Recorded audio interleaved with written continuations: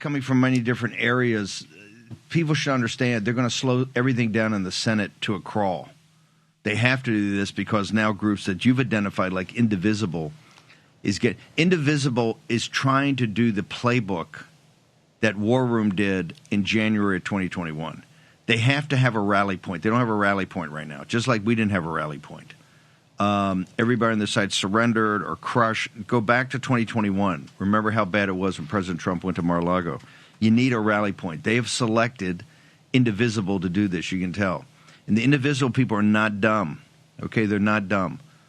They've identified McConnell's playbook from 2009 in the first years of Obama. For you guys who are not there, McConnell did what I call a great rearguard action to try to slow down as much as possible.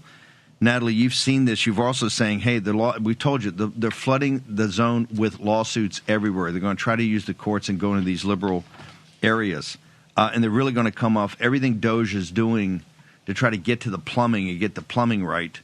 And there may be some issues on that on data mining and AI. We'll get to that later. But just even the Doge efforts, in particular, they're freaked out because two things. Number one, we're getting rid of the FBI guys. You see how that's working. Number two, we're taking out USAID, which is a railhead of money for them to do all this nefarious activity, everything from shutting down conservative media to funding the invasion on the southern border to being a CIA cutout, doing things in Ukraine. USAID is the scab that's got to be picked. But you're particularly focused on some of these lawsuits you say is going to be quite problematic. Natalie Winters, stand and deliver, ma'am. Of course. Well, the frivolous lawsuits are all that they have. And to the point about USAID, I think if you look at any department that this city has gotten rich off of due to the fact that there are no audits, right? All these weird NGOs that no one has ever looked into in the name of what? Promoting democracy abroad. USAID is the linchpin of that.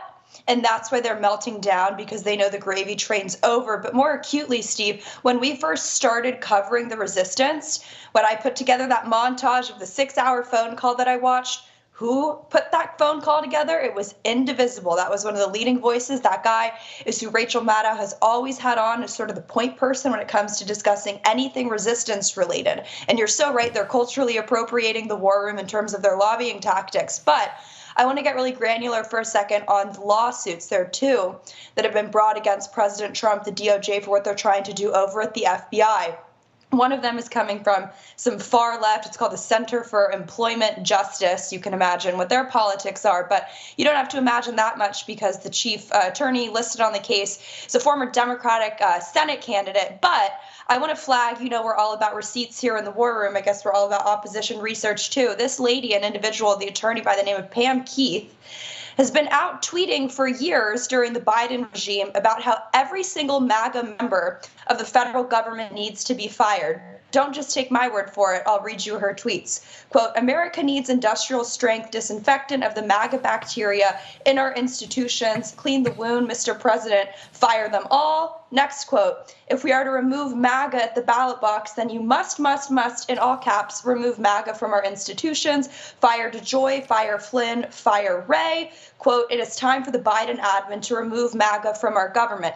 That's now the same attorney that is representing 9 anonymous FBI agents citing political retribution for President Trump's decision to fire them, or at least have them answer a survey about their actions related to January 6th. And last point, the second lawsuit that they've brought, which is coming from a group representing, they say, FBI agents. This is a group that came under fire for giving out, I believe, $1,000 gift cards to agents who bent the knee to the BLM mob. This is a group that lobbies every government shutdown to try to get FBI agents paid. And funnily enough, they lobbied to keep Wray in place. So they're a bunch of political partisan hacks, and I think that that's just what we need to remember. These lawsuits that are coming out, it's basically just the new form, albeit watered down because they have no power, but of the impeachment that would have been if they had any semblance of power. But instead, they're relegated to activist types like Indivisible, like these far left NGOs, going and crying on MSNBC. Play it again. Yeah. No, keep going. I want to go. Okay, here's what I want to do. If Denver and my crack production team can play again, Ezra, I think it's Levin of Indivisible. Tell me when you got this thing ready to go. I want to play it again. You were the first one, Natalie Winters, as you normally are. You're the first one to warn us about Indivisible weeks and months ago. This is becoming the go-to spot. The reason is they have these calls. They have 50,000 people on it. They're trying. Let's just play. I want to single this guy out. Let's play this for a second. Go ahead. To you, what are you watching for in their actions that you think might really make a difference? It sounds good, Rachel, and I will say I think we are in a much better place right now with Senate Democratic leadership and the Senate Democratic caucus than we were a week ago. That said, today, 22 Democrats voted for another Trump. What I want you to see there, we'll put it up on the is he's got the bomber. He's going full 12 o'clock high. He's got the little bomber. This pencil neck's got a little bomber jacket on, right? Well, just go get a barber. You're quite okay? stylish, Steve. He's trying to be great. People want to be you. He's trying to be great. No, he's trying to be Gregory Peck. Okay, hey Ezra, right here. This is called a man. That's a man. That's Gregory Peck in 12 o'clock high. That's not you. Okay, it doesn't. The look is not working. That being said, these guys they're going to do something, I can tell you. This is where the resistance is going to come from. They're the rally point because the Democrats are shattered. How dangerous is this indivisible? And we got to put stink eye on them, ma'am.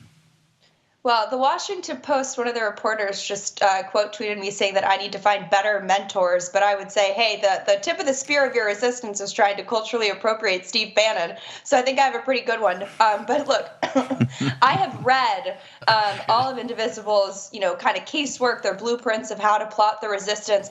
These people are extremely organized, down to the point where they have itemized tables of how to best lobby and, intimidate, basically peer pressure your lawmakers on your phone calls. They've advocated for all of their members to write op-eds, specifically in local papers, because they have more traction. They're setting up town hall type meetings across the country, and hundreds of thousands of people showed up to those kind of mass mobilization calls that I watched, that I tracked.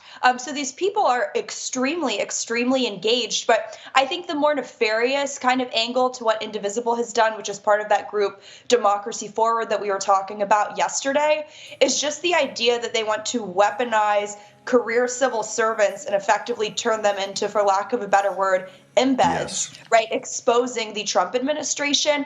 And that's why they're melting down so heavily about these people being removed from the building, because they can't be whistleblowers if they're not proximal to President Trump. So that's sort of the crux of it, and that's why they're melting down. And last point, Steve, what was Rachel Maddow's monologue about yesterday entirely? I guess now it was 2 days ago, on Monday. The same day that USAID is getting crippled, she's begging, groveling, and imploring her audience to donate and support independent media, civil society groups like Indivisible, because they know that gravy train's ending. Fabulous. You're on it. You're on watch, and you're now doing from the White House. Social media. Where do they get you? Natalie? Natalie Winters on all platforms. I will see you at 5 from the White House. I like saying that. Better mentors. Wow, guys they're getting personal now. Thank you, ma'am. Great work as usual. See you this afternoon.